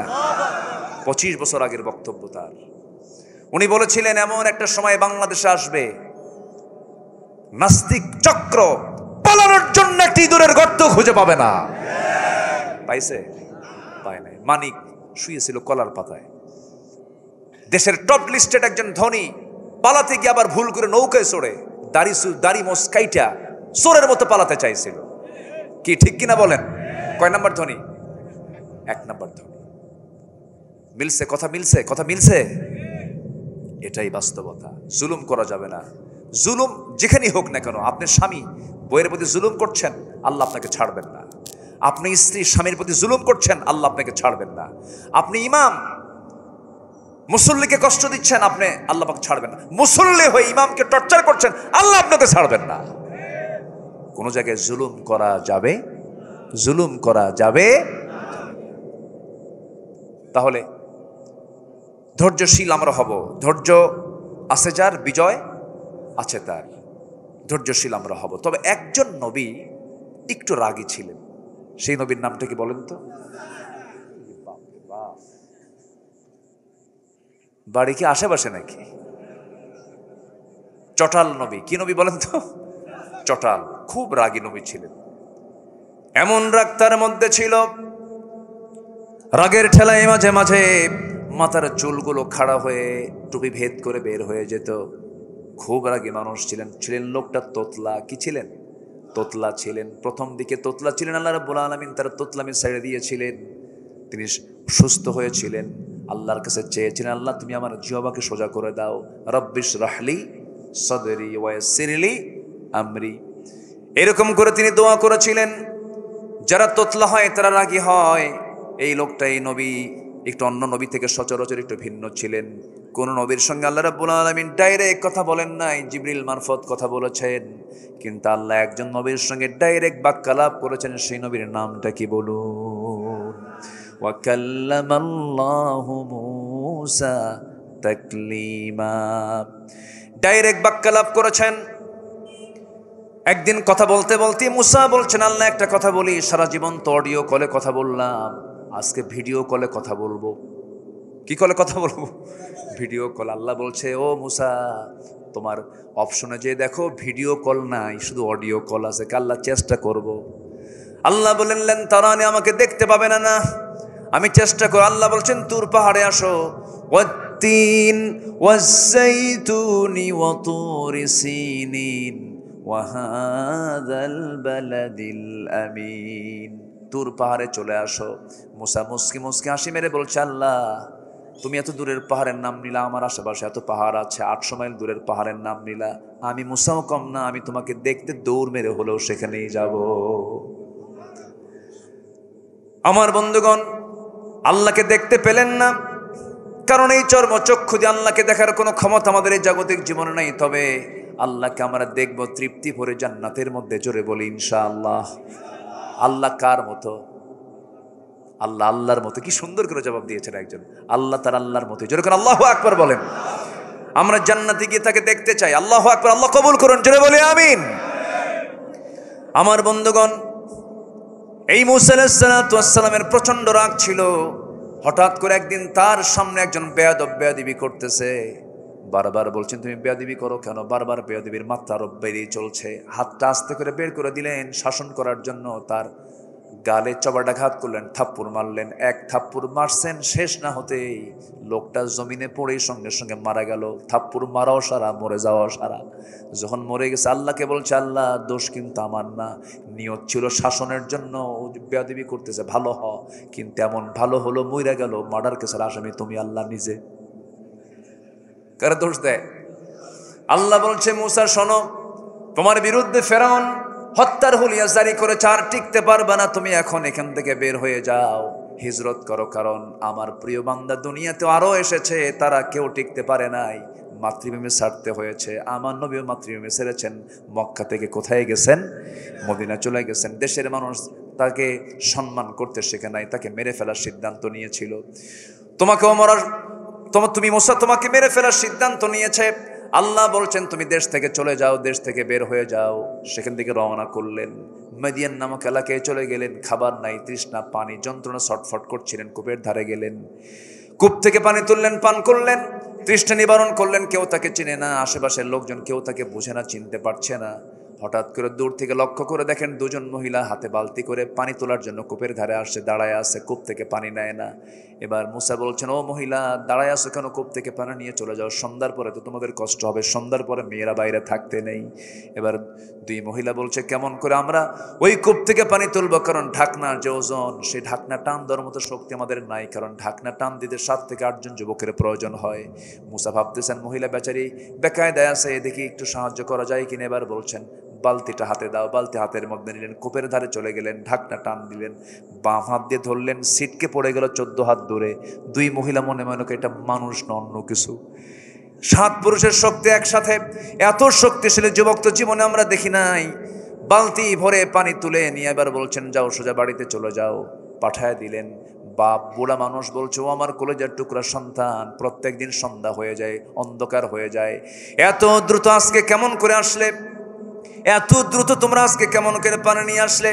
এবার বলছে, আব্বা কাভিউন আজিজ, শক্তিশালী এক যুবকের সন্ধান পেলাম, ঢাকনায় হাত দিল, সিটকে পড়ে গেল, প্রচুর শক্তি, সে আমাদেরকে সহযোগিতা করেছে। এবার বৃদ্ধ পিতা বলছে, ও আমার কলেজার টুকরা বড় মেয়ে, কালকে যাবে আমার পক্ষ থেকে আমার সালাম জানায় বলবে, আবুনা শাইখুন কাবীর, আমাদের বাপ বুড়া মানুষ, ভালো করে চোখে দেখেন না, তিনি আপনাকে দাওয়াত দিয়েছেন, আমার পক্ষ থেকে তাকে দাওয়াত দিবা, সে চলে আসবে। পরের দিন মেয়ে চলে গেছে। এবার বলতেছে, ও যুবক, আব্বা যেন আপনাকে সালাম জানিয়েছেন, আমাদের বাড়িতে আপনারা দাওয়াত, আপনি আসবেন নাকি? উনি মনে মনে ভাবতেছেন, আল্লাহ কি সুন্দর ব্যবস্থা করে দিলা, এখানে কেউ চেনে না, একটা বাড়ি ঘর চিনলে তো ভালোই হয়, যাব, কিন্তু যাব কেমনে? মহিলা বাড়ি তো চিনি না। এবার মহিলা বলছে, চেনার দরকার না, আমি তো আপনাকে নিতে এসেছি, আমি সামনে সামনে চলবো, আপনি আমার পিছে পিছে আসবেন। মুসা আলাইহিস সালামের মেজাজ গরম হয়ে গেছে, রাগ তখন কমে নাই, খেপে গেছেন। হঠাৎ করে খেপে বলছে, এই মহিলা, তুমি আমাকে কি পুরুষ মনে করো? তুমি মহিলার সামনে সামনে হাঁটবো, আমি পুরুষ পিছে পিছে হাঁটবো নাকি? এমন পুরুষকে আমি নাকি? আমি পুরুষ তো এমন নই, নারীকে সামনে দিয়ে দেব, নারীর সৌন্দর্য আমার চোখে ধরা পড়বে, আমার চোখের গুনাহ হয়ে যাবে, না না, আমি সামনে চলবো, তুমি আমার পিছে পিছে চলবে। এই 16 বছর এই জাতি ছিল পুরুষের পিছে না নারীর পিছে? কিসের পিছে ছিল? আমরা নারীর পিছে থাকতে চাই না। আসতে কন কেন? আমরা কি নারীর পিছে নামাজ পড়ি নাকি? পৃথিবীতে কোনো নবী কি নারী ছিল নাকি? নেতৃত্বের জন্য পুরুষ না নারী? বলেন, নারী না পুরুষ? পুরুষ। মুসা আলাইহিস সালাম বলেন, আমি সামনে সামনে যাব, তুমি মহিলা আমার পিছে পিছে চলবে, তুমি শুধু 2টা শব্দ উচ্চারণ করবে, ভুল যদি করি, ডান দিকে রাস্তা যদি বাম দিকে যায় তখন বলবে ডান, আবার বাম দিকে রাস্তা যদি ডান দিকে যায় তুমি বলবা বাম। শুধু 2টা শব্দ শুধু মুখ থেকে বের করবে, ডান বাম। তবে ভুল হলে বলবে, ভুল না হলে কথা বলার দরকার নাই, কারণ তুমি যদি বেশি বেশি ঘন ঘন কথা বলো, তোমার কথার মধ্যে সৌন্দর্য চলে আসলে পরে আমার গুনাহ হয়ে যাবে, চোখের গুনাহ হবে, একটা কথা বলতে পারবা না, বেশি কথা বলবা না। এবার মহিলা মনে মনে চিন্তা করে, গতকালকে দেখলাম শক্তিশালী যুবক, আজকে দেখি চরিত্রবান যুবক বটে, সে আমানতদার মনে করে, নারী জাতিকে সম্মান করে, মনে মনে পছন্দ। কি কথা কি বুঝতেছেন? কথা কি বুঝতেছেন আপনারা? মনে মনে পছন্দ হয়ে গেছে। কেন? চরিত্রবান যুবক, আমানতদার যুবক, চেয়ে থাকে না, পর্দার নিয়ম রক্ষা করে চলে, গায়ের শক্তি ভালো। এখনকার মেয়েরা কি এগুলো পছন্দ করে নাকি? এখন দেখে যদি কোনো বাপ যদি ভুল করে যদি দাড়িওয়ালা ছেলে নিয়ে আসে, মেয়ে বলে, বাবা তোমার রুচি শেষ কেন? চাচা নিয়ে আসছো। কি নিয়ে আসছো? মুসা আলাইহিস সালাতু ওয়াস সালাম এবার কি করলেন? সোজা চলে গেছেন, মুরব্বিকে দেখে, বৃদ্ধ লোকটাকে দেখে সালাম বিনিময় করলেন, মুসাফা করলেন, মুআনাকা করলেন। হঠাৎ করেই বৃদ্ধ লোকটার মুখ থেকে বের হয়ে আসতেছে, হে যুবক, তোমার নাম তো মুসা। উনি অবাক হয়ে গেলেন, আমাকে চিনল কেমনে? এত দূরের মানুষ, চেনার তো কথা নয়, জানার তো কথা নয়, আমাকে চিনল কেমনে, জানলো কেমনে? এবার বলছেন, ও বৃদ্ধ চাচা, আপনি আমাকে চিনলেন কেমনে? আমি তো ভয় পাচ্ছি। কেন? উনি বলতেছেন, আমি তো ভয় পাচ্ছি, আপনি আমাকে চিনলেন কেমনে? এবার বলছে, শোনো ও মুসা, শুধু তোমার নাম জানি না, তোমার কামও জানি। কেন? থাপ্পড় মারছো, মানুষ মরছে, এরপরে আসছো। উনি থরথর করে কাঁপতেছেন আর মনে মনে চিন্তা করছেন, বুঝি এটা ফেরাউনের লোক হলো কিনা, ধরা পড়ে যায় নাকি। এবার বলছেন, শোনো মুসা, কি চিন্তা করো? কোনো চিন্তা করার দরকার নাই, তুমি নিরাপদ জায়গায় এসেছো। আমি শুধু বুড়াদের কাতারের সাধারণ বুড়া আমি নই, আমি হলাম সেই ব্যক্তি। ওয়া ইলা মাদিয়ানা আখাহুম শুআইবা, আমি হলাম মাদিয়ানবাসীর জন্য যাকে আল্লাহ রাব্বুল আলামিন নবী করে পাঠিয়েছেন, আল্লাহর পয়গম্বর শুআইব আলাইহিস সালাতু ওয়াস সালাম। আমি নবী, তুমি নবীর সামনে কথা বলতেছো। দারুণ খুশি মুসা, তখন তিনি নবী হন নাই, খুশি হয়ে জড়িয়ে ধরলেন, আবার তাকে সম্মান জানালেন। এবার বলছে, শোনো, গতকালকে আমার মেয়েকে দেখেছ, আজকে আমার মেয়েকে দেখেছ, দেখার পর্ব শেষ করে দিলাম। আমার দুইটা মেয়ের যে কোনো একটা মেয়েকে আমি তোমার সঙ্গে বিয়ে দিতে চাই, তুমি কি বিয়ে করবা নাকি? এবার মুসা বলছেন, যখন তখন। কি কথা কি বুঝতেছেন? কি কি কি যখন তখন বিয়ে করব আমি। কিন্তু আল্লাহর পয়গম্বর বলছেন, শোনো, আমি যে এই মুহূর্তে আমার মেয়ের সঙ্গে তোমাকে বিয়ে দিয়ে দেব, খুব ঝুঁকিতে আছে, খুব রিস্ক মনে হচ্ছে। কেন? তোমার রেকর্ড তো ভালো না, থাপ্পড় মারলেই মানুষ মরে, মেয়ে বিয়ে দিয়ে আবার কোন বিপদে পড়ে যায়। অতএব এখন তোমার সঙ্গে আমার মেয়েকে বিয়ে দেব না, তবে আমি তোমার সঙ্গে আমার মেয়েকে বিয়ে দেব। তোমার কিছু কাজ আছে। কি? আমার বাড়িতে কিছু ছাগল আছে, ছাগলের পালগুলোকে তোমার পালতে হবে। 8 বছর হলে পরে অনার্স কোর্স, 10 বছর হলে পরে মাস্টার্স কোর্স হয়ে যাবে। তুমি যদি এই ছাগলগুলোকে লালন পালন করতে পারো, আমি আমার মেয়েকে তোমার সঙ্গে বিয়ে দিয়ে দেব, তোমার বড় উপকার হয়ে যাবে। আমি তো আল্লাহর নবী বলছি, তুমি কি মানবে নাকি? খুব সন্তুষ্ট চিত্তে গ্রহণ করলেন। আহারে, আল্লাহর পয়গম্বর অর্ডার করেছে, মানলাম, করব। আচ্ছা বলুন তো, পৃথিবীতে সবচাইতে শান্ত ভদ্র একটা শান্ত জাতির একটা প্রাণী আছে, তার নাম হলো ছাগল। কি শান্ত না? শান্ত। ছাগল যদি একবারে ব্রেক মারা বোঝেন তো, 4 পায়ের সামনের 2 পা যদি একবার গিয়ার ফেলে বুঝলেন তো, একবার যদি ব্রেক মেরে ফেলে, ব্রেক মারার সঙ্গে সঙ্গে আপনার দড়ি ছেড়ে আপনি বের হয়ে যাবেন, বলবে তুই যা, আমি যাব না। দারুণ বাঁকা প্রাণী। এই ছাগল পালার দায়িত্ব দেওয়া হলো এই আল্লাহর পয়গম্বর মুসা আলাইহিস সালামের কাঁধে। এই দায়িত্ব পড়ে গেছে। কষ্ট করে করে 10টা বছর ছাগল পালন করলেন। 10ম বছরের শেষ দিন সেই ছাগলগুলো নিয়ে যখন বাড়িতে ফিরবেন, হঠাৎ করে একটা ছাগল পাল থেকে ইবনে কাসির আসছে। একদিকে মাল্লা দৌড়, সেই দৌড় মারা ছাগলের দিকে আল্লাহ নবীও মারছেন দৌড়। ছাগল যত দৌড়ায়, আল্লাহ নবী তত দৌড়ায়। দৌড় যত বেশি, রাগ তত বেশি। রাখতে রাখতে রাখতে রাখতে চূড়ান্ত লেভেলে চলে গেছে। ছাগল থেমে গেছে, ছাগল আর পারল না। ছাগল থেমে থরথর করে কাঁপতেছে। এবার রাগে গোসাই ফেটে পড়ে 2 হাত দিয়ে 2 পা শক্ত করে ধরেই শূন্যের উপরে খাড়া করেছেন, এক আছাড় মারবেন। কিন্তু লক্ষ্য করে দেখেন ছাগলটার চোখ মুখে দারুণ ভয়, চরম কাঁপতেছে, শরীরের লোমকূপ থেকে টপ টপ করে ঘাম ঝরতেছে। দেখলেন ছাগলটা তো ছাগলে, ওকে মেরে লাভটা কি? ও তো বোঝেই না ওকে মেরে লাভটা কি। আস্তে করে তার মধ্যে একটু ধৈর্য চলে আসলো, সান্ত্বনা চলে আসলো। 2 পা ছেড়ে দিয়া ছাগলটাকে কোলের মধ্যে নিয়ে আদর করলেন, মোহাব্বত করলেন, দয়া পরবশ হলেন, তার প্রতি রহম দিল হলেন। আল্লাহ বললেন, মুসা রাগ কমে গেছে, নবুয়ত দিয়ে দিলাম। যেরকম সুবহানাল্লাহ। তাহলে নবুয়ত পেতে হলেও কি লাগে? আস্তে করে কি লাগে? কি লাগে? কি লাগে? কি লাগে? ধৈর্য লাগে। আসেন দোয়া করি। আলোচনা শুনবেন আপনারা? একদম জাস্ট 12টা বাজে, একদম 12টা কাটায় কাটায় না 12টা। আরেকটু চালাই, আরেকটু চালাই। আগ্রহ আছে আপনাদের? আগ্রহ আছে? আল্লাহ কবুল করুন, জোরে বলি আমিন। নাম্বার 4 হলো, আসেন একটু শর্ট করে বলি। হ্যাঁ, নাম্বার 4 হলো তাওয়াক্কুল করা, অর্থাৎ ভরসা রাখা, বিশ্বাস রাখা, আস্থা রাখা পৃথিবীর কারো উপরে নয়, একমাত্র কার উপরে বলেন? আল্লাহর উপরে। ওয়া মান ইয়াতাওয়াক্কাল আলাল্লাহ ফাহুয়া হাসবুহ। যে ব্যক্তি আল্লাহর প্রতি বিশ্বাস রাখবে তার জন্য আল্লাহই যথেষ্ট, আল্লাহ তাকে হেফাজত করবেন। নাম্বার 5 হলো ইখলাস, একনিষ্ঠতা রাখা।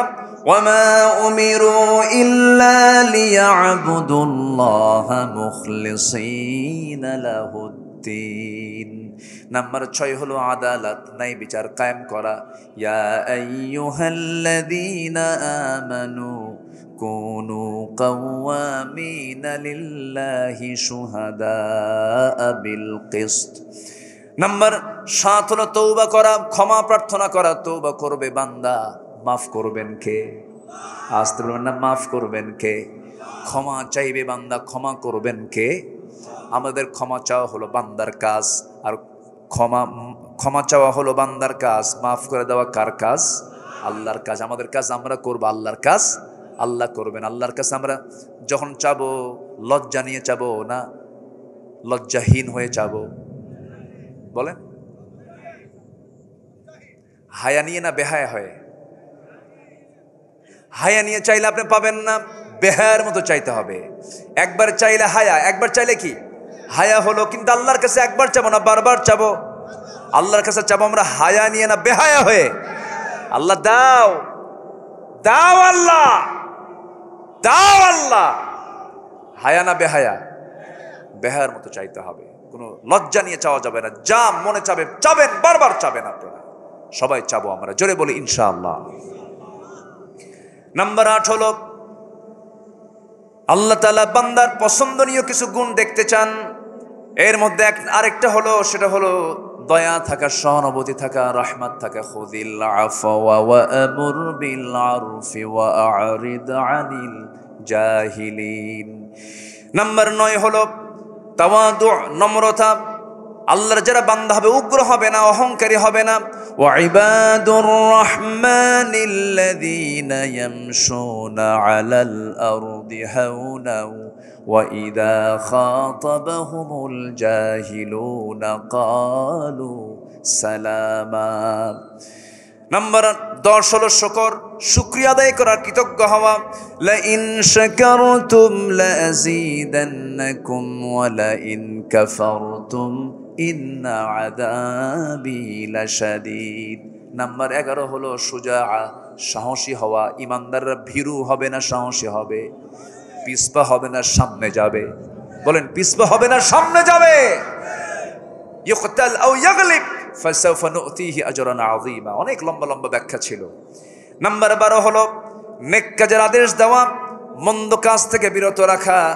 আল্লাহ রাব্বুল আলামিন বলেন, কুনতুম খায়রা উম্মাতিন উখরিজাত লিন-নাসি তা'মুরুনা বিল মা'রুফি ওয়া তানহাউনা আনিল মুনকার।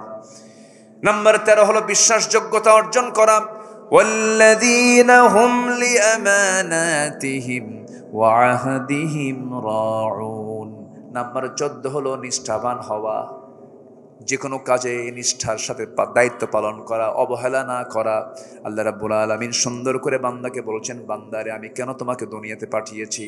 আল্লাযী খালাকাল মাউতা ওয়াল হায়াতা লিয়াবলুয়াকুম আইয়ুকুম আহসানু আমালা।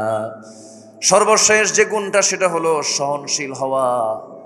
আল্লাহ তাআলা সহনশীল, আল্লাহ হালিম। আল্লাহ কি? হালিম। হালিম বলেন তো, আল্লাহ কি বলেন? হালিম, সহনশীল তিনি। ক্রোধকে সংবরণ করতে হবে। রেগে গেছেন, সংবরণ করতে হবে। খেপে গেছেন, নিজেকে কন্ট্রোল করতে হবে। আল্লাহ রাব্বুল আলামিন বলেন, আল্লাহ কাকে ভালোবাসেন? والكاظمين الغيظ والعافين عن الناس والله يحب المحسنين।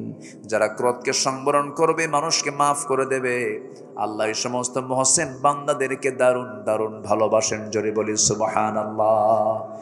এই যে 15টা গুণ, এই 15টা চারিত্রিক গুণ যদি জাতির মধ্যে চলে আসে, এই জাতিকে পাহারা দেবার জন্য পুলিশ লাগবে না, এই জাতি পাহারা দেবার জন্য কোনো বিজিবি লাগবে না, কোনো প্রশাসন লাগবে না। এই 15টি চরিত্র কোনো বান্দার মধ্যে আসলে বান্দা নিজের জন্য নিজেই যথেষ্ট হয়ে যাবে। জোরে বলি সুবহানাল্লাহ। এই 15টা গুণ এই জাতির মধ্যে আল্লাহ তাআলা উপস্থিত করে দেন। জোরে বলি আল্লাহুম্মা আমিন। আমার মা যারা আসছেন, মাদেরকে একটু বলে দেই, আপনার বাড়িতে 3টা জিনিস নিশ্চিত করবেন। আমার মা, আপনার সন্তানের মা, ঘরে থাকেন, বাড়ির মধ্যে থাকেন, কত কাজ করেন, খুব ভালো হয়ে যাবে, সবগুলো কাজ আপনার ইবাদত বলে গণ্য হবে। 3টা জিনিস নিশ্চিত করে ফেলবেন। আমার ভাইরাও জেনে রাখেন, প্রত্যেক বাড়িতে 3টা জিনিস যেন রেগুলার থাকে। নাম্বার 1 হলো ঘুম থেকে উঠেই যে কাজটা হবে, ফজরের 4 রাকাত নামাজ, এবং তারপরে যে মূল্যবান কাজ যেটা হবে সেটা হলো তেলাওয়াত। কি হবে বলেন? তেলাওয়াত। কি বলেন? কি বলেন? বলেন তেলাওয়াত। 1 নাম্বার হলো নামাজ। বাচ্চাকে আগে স্কুলে যেতে বলবো না নামাজ পড়তে বলবো? বলেন, মাদ্রাসায় যাওয়া আগে, স্কুলে যাওয়া আগে না নামাজ আগে? নামাজ আগে। নাম্বার 2 হলো তেলাওয়াত। আল্লাহর কসম করে বলে যাচ্ছে আমার ভাইয়ের, আমি বলে দিচ্ছি, আপনি মাথায় রাখবেন, যে বাড়িতে কোরআন তেলাওয়াত নিয়মিত হবে সেই বাড়িতে শয়তান কখনো ওয়াসওয়াসা দিতে পারে না। সেই বাড়িতে বড় ধরনের কোনো রোগ আসবে না, রোগ বালাই হবে না। কোরআন তেমন একটা কিতাবের নাম, তেলাওয়াত আছে যে পরিবারে, যে দেহে, সেই দেহে রোগ আসে না। জোরে কোন সুবহানাল্লাহ। ওয়ানুনাজ্জিলু মিনাল কুরআনি মা হুয়া শিফাউ ওয়া রাহমাহ। আল্লাহ কবুল করুন। জোরে বলি আমিন। নাম্বার 3 হলো আমার মা, যে কাজটা আল্লাহ রাব্বুল আলামিন ফরজ আকারে দিয়েছেন সেটা হলো পর্দার বিধানটা নিশ্চিত করতে হবে। পর্দাটা বাড়িতে 16 আনা থাকতে হবে। বোরকা পরলেই কি পর্দা হয় নাকি? বোরকা পরলেন, চাচাতো ভাই, মামাতো ভাই, দুলা ভাই, দেবর ভাসুর দেখা করলেন, পর্দার শেষ হয়ে গেল। আচ্ছা বলেন তো, দূরের মানুষের ক্ষতি বেশি না কাছের মানুষের ক্ষতি বেশি? কাছের মানুষের বেড়া ক্ষেত খায়। কি কথা কি বুঝতেছেন আপনারা? কথা বুঝতেছেন? বেড়া ক্ষেত খায়। এই জন্য কাছের মানুষ যারা, তাদের ব্যাপারে আপনারা পর্দার ব্যাপারে খুব সজাগ থাকবেন। দেবরের সঙ্গে দেখা করা যাবে না, ভাসুরের সঙ্গে দেখা করা যাবে না, খালাতো ভাই, মামাতো ভাই, খুব সাবধানে আমরা চলাফেরা করব। আল্লাহ তাআলা প্রত্যেক মা বোনদেরকে পর্দায় থাকার তৌফিক দান করুন। জোরে বলি আল্লাহুম্মা আমিন। সম্মানিত ভাই, একজন বড় আল্লাহওয়ালা ছিলেন, তিনি পীর নামে পরিচিত আব্দুল কাদির জিলানী। নাম শুনছেন তো?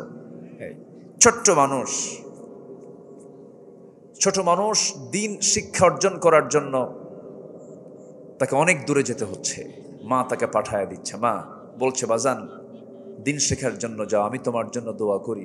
চোখের পানি ফেলে তার জন্য মা দোয়া করে দিলেন, এবং সাথে শুধু একটা নসিহা করলেন, আমার কলিজার টুকরা আব্দুল কাদের, দূর দেশে তোমাকে পাঠায় দিলাম জ্ঞান অর্জনের জন্য, দিন শেখার জন্য যাচ্ছ তুমি। আমি তোমার মা হয়ে একটা শুধু নসিহা করি, একটা শিক্ষা দেব।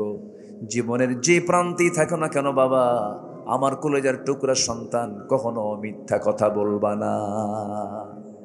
যাও, চলে যাও বাবা। মা শিখালো কয়টা কথা? বলেন কয়টা কথা? একটা কথা। তো আব্দুল কাদের মার কথাটাকে নিলেন, মাথায় নিলেন। দেখেন পরিস্থিতির মধ্যে তিনি পড়ে গেলেন। রওনা দিয়েছেন, রওনার পথেই ডাকাতদের কবলে পড়েছেন। কিসের কবলে বলেন তো? ডাকাতদের কবলে। ডাকাতের কবলে যখন পড়ে গেলেন, ডাকাতরা ডাকাতি করে, জোরপূর্বক সবার কাছ থেকে সম্পদগুলো সিনায় নিতেছে, ত্রাস সৃষ্টি করেছে। সামনে আব্দুল কাদের এক পর্যায়ে পড়ে গেছেন। আব্দুল কাদেরকে যখন বলা হলো, ছেলে তোমার কাছে কি আছে দেখো, বের করো। পকেটে ছিল তার কিছু স্বর্ণ মুদ্রা, যা কিছু ছিল সব কিছু তার পকেট থেকে, তার সামানগুলো সব বের করে তাদের সামনে রাখছে। সবাই বলে ফেললাম, ওই ছোট্ট শিশু, তোমাকে যা বললাম তাই তো তুমি শুনলে, যা তোমার কাছে ছিল সব ইচ্ছা করি বের করে দিলাম, আমরা জোর করলাম না। এর কারণটা কি? ছোট্ট ছেলে আব্দুল কাদের বলছে, আমার চাচাজি তোমরা রাস্তায় আমাকে ধরে ফেলেছ, আমার মার উপদেশের কথা মনে হয়ে গেছে। মা বলেছেন, জীবনের যে প্রান্তেই থাকো না কেন, জীবনে কারোর সঙ্গে একটা মিথ্যা কথাও যেন তোমার মুখ থেকে না বের হয়। ডাকাতদের চিন্তার পরিবর্তন হয়ে গেল। ডাকাতরা মনে করল, হারে এই ছোট্ট বাচ্চা আমাদেরকে বড় একটা শিক্ষা দিয়ে দিল। ডাকাতির পথ ছেড়ে সবগুলো আব্দুল কাদেরের সেই সুন্দর সততার দিকে তাকায়া চোখের পানি ফেলে সবগুলো ডাকাতির পথ ছেড়ে তারা আল্লাহর পথ ধরে গেল। যেরকম সুবহানাল্লাহ। সত্য কথা বলবেন, এটার ফলাফল খুবই মিষ্টি, একসময় পাবেন ফলাফল। সত্যের উপরে থাকবেন, টিকে থাকবেন। মিথ্যা দিয়ে রাজত্ব করবেন, দেশ চালাবেন, দিল্লি গিয়ে পালায়া থাকবেন। ঠিক কিনা? আমরা কোথাও যাইনি, আমরা ছিলাম, আছি, থাকবো। আমাদের পালানোর জায়গা নাই, আমাদের আশ্রয়ের জায়গা একমাত্র আল্লাহ। আমাদের আশ্রয়ের জায়গা কে বলেন তো? কে কে? আমাদের লন্ডন লাগবে না, আমাদের দিল্লিও লাগবে না, আমরা বাংলাদেশেই থেকে যাব। জোরে বলি ইনশাআল্লাহ। আর জোরে বলি ইনশাআল্লাহ। কষ্ট পাচ্ছেন মনে হয়? আলোচনা চালাই। জি, খুব সুন্দর। এক নাম্বার কি? আমরা মিথ্যা কথা বলবো? মিথ্যা রাজনীতি এদেশে আছে না নাই? বলেন, মিথ্যা রাজনীতি আছে না নাই? আছে। মিথ্যার সঙ্গে আমরা নিজেকে জড়াবো না। মিথ্যা মানেই জাহান্নামে যেতে হবে। আল্লাহ রাব্বুল আলামিন মুমিনদের পাশাপাশি কিছু কিছু বান্দার পরিচয় তুলে ধরতে নিয়ে কিছু পরিভাষা প্রয়োগ করেছেন। যেমন আল্লাহ পাক ফাসিক বলেছেন, আল্লাহ পাক জালিম বলেছেন, আল্লাহ পাক কাফের বলেছেন, আল্লাহ পাক মুনাফিক বলেছেন। এই সমস্ত বান্দাগুলো আমার মনে হয় বাংলাদেশে নাই। আসতে বলবেন না, আছে না নাই? মুনাফিক কারা, ফাসিক কারা, কাফের কারা, একটু শুনে নেন। আমরা কি এগুলো হব না ইমানদার হব? মিথ্যাবাদী না সত্যবাদী? সত্যবাদী হব। একটু কান লাগান, মনোযোগ দিয়ে শোনেন। মুনাফিক কারা? আল্লাহ রাব্বুল আলামিন বলেন, ইন্নাল মুনাফিকিনা লাকাযিবুন। নিঃসন্দেহে মুনাফিক তারাই যারা সব সময় যারা মিথ্যা কথা বলে, তারা হলো কি বলেন? মুনাফিক। এখন তো মনে হয় নগত মুনাফিক নাই, আছে? এখানেও মুনাফিক আছে, মিছা কথা কয়। ভাই কাপড়টার দাম কত? এত। ভাই আমি 200 টাকা দিই। কে? তোমার কেনাই নাই। আছে কিনা? আছে কিনা বলেন? আছে। খাদ্যের গুণাগুণ দেখে রাসূল বলেছেন, খাদ্যের গুণাগুণ দেখে তারপরে পণ্যের দোষ ত্রুটি প্রকাশ করে সেটাকে বিক্রি করে ফেলো। এটা উচিত। এটা ব্যবসায় স্বচ্ছতা দরকার। রাসূল বলেছেন, আমি এবং সৎ ব্যবসায়ী জান্নাতের মধ্যে 2 নখের দূরত্ব অবস্থান করব। জোরে বলি সুবহানাল্লাহ। নওগাঁর চাল বিখ্যাত না? নওগাঁর কি চাল?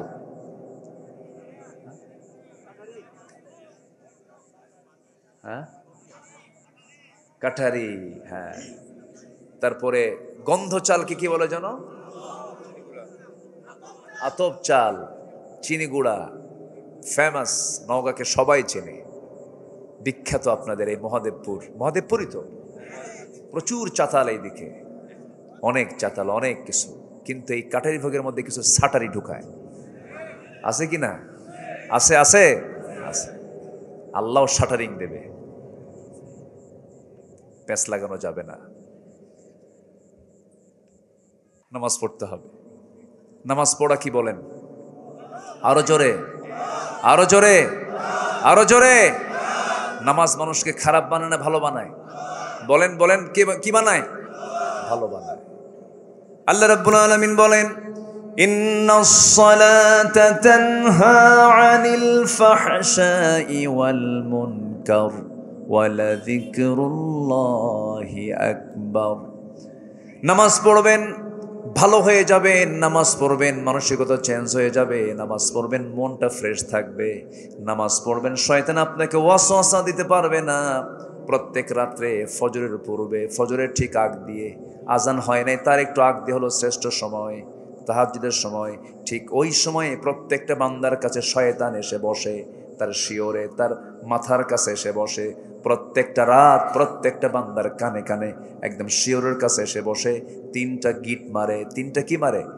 গিট মারে। গিট মারা পর্যন্ত এলাকায় কি বলে? গিরা মারে।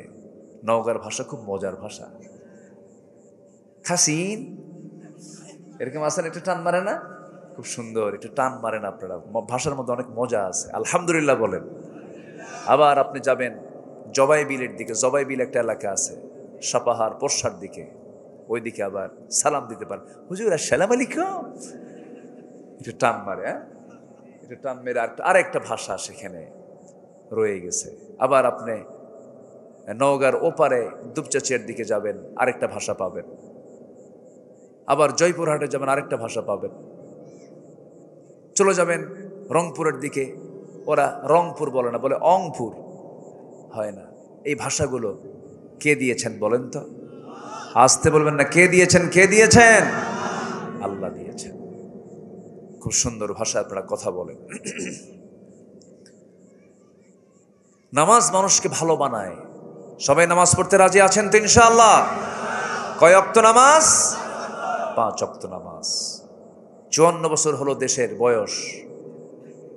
এত সংসদ অধিবেশন চলে গেল, কত নেতারা মঞ্চে দাঁড়ায়া, ওই পার্লামেন্টে দাঁড়িয়ে কত আইন পাশ করলো।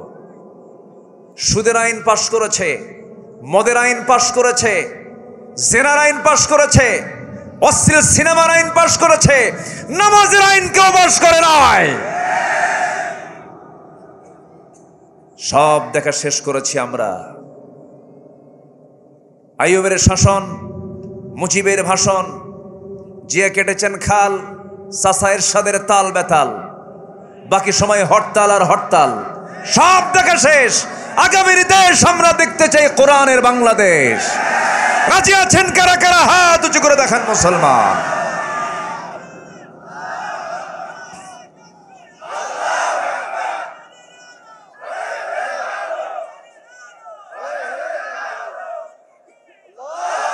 আল্লাহ কবুল করুন, জোরে বলে আমিন। সবাই তো করলো 25 বছর, 16 বছর, 9 বছর দেশ চালাতে চালাতে মারছে দৌড় দিল্লি পর্যন্ত। আবার আসেন, দিল্লি থেকে আপনি আসেন, আমরা আপনাকে আমন্ত্রণ জানাচ্ছি। কিন্তু যে টাকাগুলো দেশ থেকে পাচার করেছেন, টাকা পাচার করা টাকাগুলো দেশে ফেরত নিয়ে এসে রাজনীতি করেন। চুরি করুক, মানে চুরি তো অপরাধ, ঠিক আছে, চুরি করছে, সে টাকা দেশেও রাখে নাই। তাদের মুখে দেশপ্রেম মানায় না, ঠিক কিনা বলেন? তাদের সন্তানগুলো দেশে পড়ে না। সন্তানগুলো কেউ ইউরোপে পড়ে, কেউ আমেরিকায় পড়ে, এবং শ্বশুর বাড়িও দেশে বানায় না, দেশের শ্বশুর বাড়িও আমেরিকা বানায় রাখছে। দেশকে হলো বিজনেসের, মানে পুঁজি, বিজনেসের কি, ব্যবসার কি বানাইছে? পুঁজি বানাইছে। এখান থেকে ব্যবসা কইরা শ্বশুর বাড়ি পাঠায় দেয়। আমরা এগুলো দেখবো না। আর আমরা সোনার বাংলাদেশ গড়তে চাই, কোরআন দিয়ে গড়তে চাই। মুসলমান হয়ে যারা কোরআনের আইন, কোরআনের শাসন যার পছন্দ হয় না, ওর নতুন করে মুসলমান হতে হবে। বাঁচবেন কয়দিন? টেকনিক করেন কেন? আল্লাহকে ফাঁকি দিতে চান? আল্লাহকে ফাঁকি দিলে আপনি ফাঁকিতে পড়ে যাবেন। মনে হয় কষ্ট দিয়ে ফেলতেছে আপনাদেরকে। কেউ রাগ করা যাবে না। রাগ করলে ভাববো যে আপনি ওই কাতারের। কি কথা কি বোঝা গেল? রাগ করা যাবে না। তাহলে আমরা কি মিথ্যা কথা বলবো না সত্য কথা বলবো? 54 বছরও চলে গেল, নামাজের আইনটা কেউ আনতে পারলো না। আল্লাহ রাব্বুল আলামিন বলছেন, দেশ যারা শাসন করবে, দেশ যারা ক্ষমতা পাবে, হাতে যাদের পাওয়ার চলে আসবে, আমি আল্লাহ বলে দিচ্ছি 4টা বিধান তারা রাষ্ট্রে কার্যকর করবে। আমি আল্লাহ আসমান এবং জমিনের রহমতের বরকতের দরজা খুলে দেব। লা ফাতাহনা আলাইহিম বারাকাতিম মিনাস সামাই ওয়াল আরদ।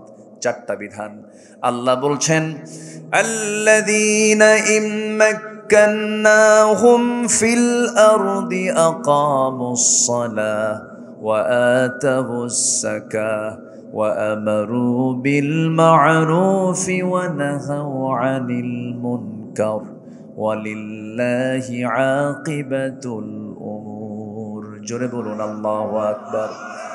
রাষ্ট্র ক্ষমতা পাবে যারা, 4টা আইন জারি করবে তারা, নাম্বার ওয়ান হলো ক্ষমতা পেলেই তারা নামাজকে কায়েম করবে। নামাজ কায়েম মানে হলো প্রধানমন্ত্রীর পিছনে মন্ত্রী পরিষদ নামাজ পড়বে, সেনাবাহিনী প্রধানের পিছনে ব্রিগেডিয়াররা নামাজ পড়বে, মেজররা নামাজ পড়বেন,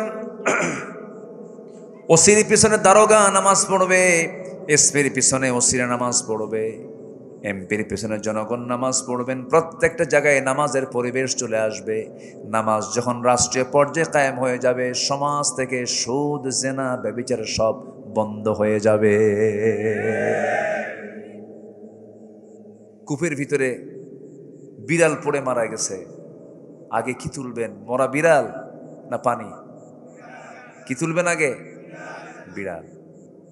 বিড়াল থুইয়া পানি তুললে কি পুকুর, ওই কূপ কি পাক হবে? পাক হবে না, আগে মরা বিড়াল তুলতে হবে। সুদ ঘুষ রেখে আপনি ইমানটা টিকে রাখবেন কেমনে বলেন? খুব কঠিন তো, পর্দা করা কঠিন। বোরকা পরলে পরে সন্দেহ করে বলে এটা জঙ্গি। টুপি দাড়ি তো এই তো কিছুদিন আগেই চরম একটা বিপদের কারণ ছিল। কি যে টর্চারগুলো করা হয়েছে, কি যে জুলুমগুলো করা হয়েছে। আল্লামা সাঈদীর মতো মানুষকে তারা রাখতে পারে নাই। আল্লামা সাঈদীর মতো একটা রত্নকে তিলে তিলে জেলে ভরে শেষ পর্যন্ত টেকনিক করে, কৌশল করে, ষড়যন্ত্র করে তাকে দুনিয়া থেকে বিদায় করে দেওয়া হয়েছে। সম্মানিত ভাইয়েরা, জুলুমের তো একটা সীমা ছিল। আল্লাহ তাআলা ধরেন না, কিন্তু ধরলে আল্লাহ ছাড়েন না। আমরা সততা নিয়ে থাকবো। জোরে বলি ইনশাআল্লাহ, আর জোরে বলি ইনশাআল্লাহ। নাম্বার 2, আমানতদারিতা। আমরা আমানত রক্ষা করব। জোরে বলি ইনশাআল্লাহ। কষ্ট হচ্ছে? থাকো। আমার খুব আদরের, খুব ভালোবাসি ওকে, খুব স্নেহ করি, আমাকে খুব ফলো করে, আলোচনা শোনে, ফলো করে, খুব ভালো। দোয়া করবেন আপনারা সবাই, আল্লাহ যেন বড় দ্বীনের দাঈ বানায় নেন। জোরে বলি আল্লাহুম্মা আমিন। সম্মানিত ভাইয়েরা, আমানতদারিতা এটা একটা বিশাল গুণ। রাষ্ট্র একটা আমানত। রাষ্ট্র একটা কি বলেন তো? আমানত। যিনি রাষ্ট্রপ্রধান হন তার কাছে কি এটা আমানত না? আমানত। একজন খলিফা ছিলেন, 2 নম্বর খলিফা। 2 নম্বর খলিফার নামটা বলেন তো, একটু জোরে বলেন তো। কি নাম? ওমর। বহুদিন আগে এক মাহফিলে বললাম, ওমরে ফারুককে চিনেন কে? সামনে থেকে এক ছেলে দাঁড়ায় বলে, হুজুর আমি চিনি। কে? আমাদের বাড়ির দোতলায় ভাড়া থাকে।